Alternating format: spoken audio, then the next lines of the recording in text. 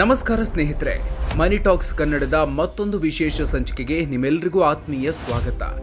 ನೀವೇನಾದ್ರೂ ಇತ್ತೀಚೆಗೆ ಹೊಸ ಕಾರು ಖರೀದಿಸಿದ್ದೀರಾ ಅಥವಾ ಖರೀದಿಸುವ ಪ್ಲಾನ್ನಲ್ಲಿದ್ದೀರಾ? ಹಾಗಾದ್ರೆ ಈ ಸ್ಟೋರಿ ನಿಮಗಾಗೆ. ಹೌದು, ಇತ್ತೀಚಿನ ದಿನಗಳಲ್ಲಿ ಪೆಟ್ರೋಲ್ ಬಂಕ್ಗಳಲ್ಲಿ E20 ಪೆಟ್ರೋಲ್ ಎನ್ನುವ ಹೊಸ ಇಂಧನ ಸಿಗ್ತಾ ಇದೆ. ಈ ಪೆಟ್ರೋಲ್ ಹಾಕಿಸಿಕೊಂಡವರ ಕಾರಿನ ಎಂಜಿನ್ಗಳು ರಿಪೇರಿಗೆ ಬರ್ತಿವೆ ಅನ್ನೋ ದೊಡ್ಡ ಆರೋಪವೊಂದು ಕೇಳಿ ಬರ್ತಾ ಇದೆ. ಈಗ ಇದೇ ವಿಚಾರವಾಗಿ ಛತ್ತೀಸ್ಗಢದ ಗ್ರಾಹಕರ ವೇದಿಕೆಯೊಂದು ಭಾರತದ ಅತಿದೊಡ್ಡ ಕಾರು ತಯಾರಕ ಕಂಪನಿ ಮಾರುತಿ ಸುಜುಕಿಗೆ ದೊಡ್ಡ ಶಾಕ್ ಕೊಟ್ಟಿದೆ. ನೀವು ಗ್ರಾಹಕರಿಗೆ ಮೋಸ ಮಾಡಿದ್ದೀರಿ ಅಂದಿರೋ ಗ್ರಾಹಕರ ನ್ಯಾಯಾಲಯ ಕಂಪನಿಗೆ ಖಡಕ್ ಆದೇಶ ನೀಡಿದೆ. ಹಾಗಾದ್ರೆ ಏನಿದು E20 ಪೆಟ್ರೋಲ್ ವಿವಾದ? 20 ಲಕ್ಷದ ಕಾರು ಖರೀದಿಸಿದ್ದ ಆ ಡಾಕ್ಟರ್ಗೆ ಆದ ಅನ್ಯಾಯವಾದ್ರೂ ಏನು? ಎಲ್ಲಕ್ಕಿಂತ ಮುಖ್ಯವಾಗಿ ಈ ತೀರ್ಪಿಗೆ ಮಾರುತಿ ಸುಜುಕಿ ಕೊಟ್ಟಿರುವ ಖಡಕ್ ತಿರುಗೇಟು ಏನು? ಬನ್ನಿ ಇವತ್ತಿನ ವಿಡಿಯೋದಲ್ಲಿ ಡೀಟೇಲ್ ಆಗಿ ನೋಡೋಣ. ವಿಡಿಯೋ ಶುರು ಮಾಡೋದಿಕ್ಕೂ ಮೊದಲು ನೀವಿನ್ನೂ ನಮ್ಮ ಮನಿ ಟಾಕ್ಸ್ ಕನ್ನಡ ಯೂಟ್ಯೂಬ್ ಚಾನಲ್ಗೆ ಸಬ್ಸ್ಕ್ರೈಬ್ ಆಗಿಲ್ಲ ಅಂದರೆ ದಯವಿಟ್ಟು ಈಗಲೇ ಸಬ್ಸ್ಕ್ರೈಬ್ ಆಗಿ, ಹಾಗೆ ಪಕ್ಕದಲ್ಲೇ ಇರೋ ಬೆಲ್ ಐಕಾನ್ ಪ್ರೆಸ್ ಮಾಡಿ. ಏನಿದು ಕೇಸ್? 20 ಲಕ್ಷದ ಕಾರಿಗೆ ಏನಾಗಿತ್ತು? ಸ್ನೇಹಿತರೆ, ಈ ಇಡೀ ವಿವಾದ ಶುರುವಾಗಿದ್ದು ಛತ್ತೀಸ್ಗಢದ ರಾಯ್ಪುರದಲ್ಲಿ. ಅಲ್ಲಿನ ವೈದ್ಯರಾದ ಡಾಕ್ಟರ್ ಪ್ರೇಮರಾಜ್ ದೇವತಾ ಅನ್ನೋರು 2024ರ ಮೇ ತಿಂಗಳಲ್ಲಿ ಸುಮಾರು 18,29,000 ರೂಪಾಯಿ ಕೊಟ್ಟು ಮಾರುತಿಯ grand Vitara hybrid Zeta plus ಎನ್ನುವ ಕಾರನ್ನು ಖರೀದಿಸಿದ್ರು. ಇನ್ಶೂರೆನ್ಸ್, RTO ಎಲ್ಲ ಸೇರಿ ಕಾರ್ನ ಬೆಲೆ 20.5 ಲಕ್ಷ ರೂಪಾಯಿ ಆಗಿತ್ತು. ಕಾರು ಖರೀದಿಸಿ ಕೇವಲ 5 ತಿಂಗಳಾಗಿತ್ತಷ್ಟೇ.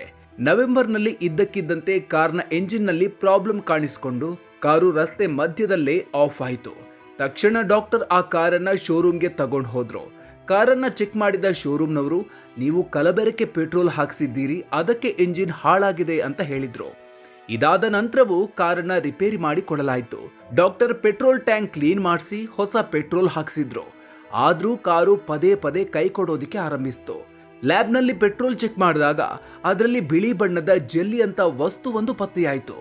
ಅದು ಬೇರೇನೂ ಅಲ್ಲ, ಎಥೆನಾಲ್ ಆಗಿತ್ತು. ಗ್ರಾಹಕರಿಗೆ ಹಳೆಯ ಮಾಡೆಲ್ ಕಾರ್ ನೀಡ್ತಾ ಶೋರೂಮ್. ಏನಿದು ಗೊಂದಲ? ಸ್ನೇಹಿತರೆ, ಇಲ್ಲಿ ಮತ್ತೊಂದು ಟ್ವಿಸ್ಟ್ ಇದೆ. ಡಾಕ್ಟರ್ ಈ ಕಾರನ್ನ 2024ರಲ್ಲಿ ಖರೀದಿಸಿದ್ರು. ಆದರೆ ಶೋರೂಮ್ನವರು ಅವರಿಗೆ ಕೊಟ್ಟಿರೋದು 2023ರ ಜನವರಿಯಲ್ಲಿ ಮ್ಯಾನುಫ್ಯಾಕ್ಚರ್ ಆಗಿದ್ದ ಹಳೆಯ ಮಾಡೆಲ್ ಕಾರನ್ನ. ಆ ಹಳೆ ಮಾಡೆಲ್ ಕಾರ್ನ ಎಂಜಿನ್ E20 ಪೆಟ್ರೋಲ್ ಅಂದ್ರೆ 20% ಎಥೆನಾಲ್ ಮಿಕ್ಸ್ ಆಗಿರುವ ಪೆಟ್ರೋಲ್ ಅನ್ನ ಸಪೋರ್ಟ್ ಮಾಡ್ತಾ ಇರಲಿಲ್ಲ. ಶೋರೂಮ್ನವರು, ನೀವು 5 ಲಕ್ಷ ಕೊಟ್ಟು ಇಂಜಿನ್ ರಿಪೇರಿ ಮಾಡಿಸ್ಕೊಳ್ಳಿ ಅಥವಾ ಕಾರನ್ನ 12 ಲಕ್ಷಕ್ಕೆ ನಮಗೆ ಮಾರಿಬಿಡಿ ಅಂತ ಡಾಕ್ಟರ್ಗೆ ಆಫರ್ ಕೊಟ್ಟರು. ಇದರಿಂದ ರೊಚ್ಚಿಗೆದ್ದ ಡಾಕ್ಟರ್ ಪ್ರೇಮರಾಜ್ ನೇರವಾಗಿ ರಾಯ್ಪುರದ ಜಿಲ್ಲಾ ಗ್ರಾಹಕರ ವ್ಯಾಜ್ಯಗಳ ಪರಿಹಾರ ಆಯೋಗದ ಮೆಟ್ಟಿಲೇರಿದ್ರು. ಮಾರುತಿಗೆ ಬಿಗ್ ಶಾಕ್ ಕೊಟ್ಟ ಗ್ರಾಹಕರ ನ್ಯಾಯಾಲಯ. ಡಾಕ್ಟರ್ ಮತ್ತು ಮಾರುತಿ ಕಂಪನಿ ಇಬ್ಬರ ವಾದಗಳನ್ನು ಆಲಿಸಿದ ಗ್ರಾಹಕರ ನ್ಯಾಯಾಲಯ ಅಂತಿಮವಾಗಿ ಐತಿಹಾಸಿಕ ತೀರ್ಪು ನೀಡಿದೆ. ಮಾರುತಿ ಕಂಪನಿಯು E20 ಪೆಟ್ರೋಲ್ ಸಪೋರ್ಟ್ ಮಾಡದ ಹಳೆಯ ಮಾಡೆಲ್ ಕಾರನ್ನ ಗ್ರಾಹಕರಿಗೆ ಮಾರಾಟ ಮಾಡಿದೆ. ಸದ್ಯ ಮಾರುಕಟ್ಟೆಯಲ್ಲಿ E20 ಪೆಟ್ರೋಲ್ ಹೆಚ್ಚಾಗಿ ಸಿಗ್ತಾ ಇದ್ದು ಗ್ರಾಹಕರು ಬೇರೆ ದಾರಿ ಇಲ್ಲದೆ ಅದೇ ಪೆಟ್ರೋಲ್ ಹಾಕಿಸಿಕೊಳ್ಬೇಕಾಗಿದೆ. ಇದರಲ್ಲಿ ಗ್ರಾಹಕರ ಯಾವುದೇ ತಪ್ಪಿಲ್ಲ ಅಂತ ಕೋರ್ಟ್ ಸ್ಪಷ್ಟಪಡಿಸಿದೆ. ಇದು ಸೇವಾ ನ್ಯೂನ್ಯತೆ ಮತ್ತು ಅನೈತಿಕ ವ್ಯಾಪಾರ.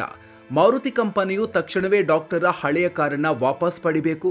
ಅವರಿಗೆ 45 ದಿನಗಳ ಒಳಗೆ ಹೊಸ E20 ಸಪೋರ್ಟೆಡ್ ಕಾರನ್ನ ನೀಡಬೇಕು. ಇಲ್ಲವಾದಲ್ಲಿ ಅವರು ಕಾರ್ಗೆ ಕೊಟ್ಟಿರುವ 20.5 ಲಕ್ಷ ರೂಪಾಯಿಗಳನ್ನ ಪೂರ್ತಿಯಾಗಿ ವಾಪಸ್ ನೀಡಬೇಕು. ಇದರ ಜೊತೆಗೆ ಮಾನಸಿಕ ಕಿರುಕುಳವಾಗಿ 1 ಲಕ್ಷ ರೂಪಾಯಿ ಹಾಗೂ ಕೋರ್ಟ್ ಖರ್ಚಿಗೆ 10,000 ರೂಪಾಯಿ ಪರಿಹಾರವನ್ನ ನೀಡಬೇಕು. 45 ದಿನಗಳ ಒಳಗೆ ಪರಿಹಾರ ನೀಡದೇ ಇದ್ರೆ 7% ಬಡ್ಡಿ ಕಟ್ಟಬೇಕು ಅಂತ ಕೋರ್ಟ್ ಮಾರುತಿ ಸುಜುಕಿಗೆ ಖಡಕ್ ವಾರ್ನಿಂಗ್ ಕೊಟ್ಟಿದೆ.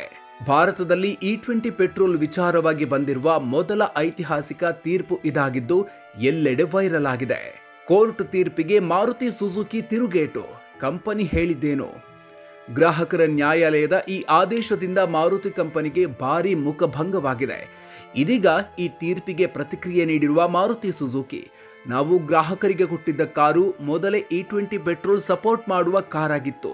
ಇದನ್ನು ಕಾರ್ನ ಮ್ಯಾನ್ಯುಯಲ್ನಲ್ಲೂ ಸ್ಪಷ್ಟವಾಗಿ ಬರೆಯಲಾಗಿದೆ. ಅವರ ಕಾರಿನ ಎಂಜಿನ್ ಹಾಳಾಗಲು E20 ಪೆಟ್ರೋಲ್ ಕಾರಣ ಅಲ್ಲ, ಬದಲಾಗಿ ಅವರು ಹಾಕಿಸಿದ ಕಲುಷಿತ ಇಂಧನವೇ ಕಾರಣ ಅಂತ ವಾದಿಸಿದೆ.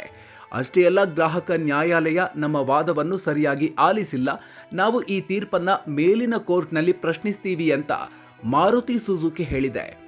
ಒಟ್ನಲ್ಲಿ ಸ್ನೇಹಿತರೆ, ಕೇಂದ್ರ ಸರ್ಕಾರ ಇಂಧನ ಉಳಿಸಲು ಪೆಟ್ರೋಲ್ಗೆ ಎಥೆನಾಲ್ ಮಿಕ್ಸ್ ಮಾಡ್ತಾ ಇರೋದು ಒಂದು ಕಡೆಯಾದರೆ, ಈ E20 ಪೆಟ್ರೋಲ್ನಿಂದ ಕಾರುಗಳ ಮೈಲೇಜ್ ಕಡಿಮೆ ಆಗ್ತಿದೆ, ಇಂಜಿನ್ ಹಾಳಾಗ್ತಿದೆ ಅಂತ ವಾಹನ ಸವಾರರು ದೂರ್ತಾ ಇರೋದು ಮತ್ತೊಂದು ಕಡೆ. ಈ ವಿವಾದ ಸದ್ಯಕ್ಕಂತೂ ಮುಗಿಯೋ ಲಕ್ಷಣ ಕಾಣಿಸ್ತಾ ಇಲ್ಲ. ಈ ಬಗ್ಗೆ ನೀವೇನು ಹೇಳ್ತೀರಿ? ಗ್ರಾಹಕರ ನ್ಯಾಯಾಲಯ ಮಾರುತಿ ಕಂಪನಿಗೆ ಕೊಟ್ಟಿರುವ ಈ ತೀರ್ಪು ಸರಿಯಾಗಿದೆಯಾ? ನೀವು ನಿಮ್ಮ ವಾಹನಕ್ಕೆ E20 ಪೆಟ್ರೋಲ್ ಹಾಕಿಸ್ತಿದ್ದೀರಾ, ಅದರಿಂದ ನಿಮ್ಗೇನಾದ್ರೂ ಪ್ರಾಬ್ಲಮ್ ಆಗಿದೆಯಾ? ಕಾಮೆಂಟ್ ಬಾಕ್ಸ್ನಲ್ಲಿ ತಪ್ಪದೆ ನಿಮ್ಮ ಅಭಿಪ್ರಾಯ ಹಂಚಿಕೊಳ್ಳಿ. ಈ ಇನ್ಫಾರ್ಮೇಟಿವ್ ವಿಡಿಯೋ ನಿಮಗೆ ಇಷ್ಟ ಆಗಿದ್ರೆ ಈಗಲೇ ಲೈಕ್ ಮಾಡಿ, ನಿಮ್ಮ ಸ್ನೇಹಿತರಿಗೂ ವಾಟ್ಸ್ಆ್ಯಪ್, ಫೇಸ್ಬುಕ್ನಲ್ಲಿ ಶೇರ್ ಮಾಡಿ.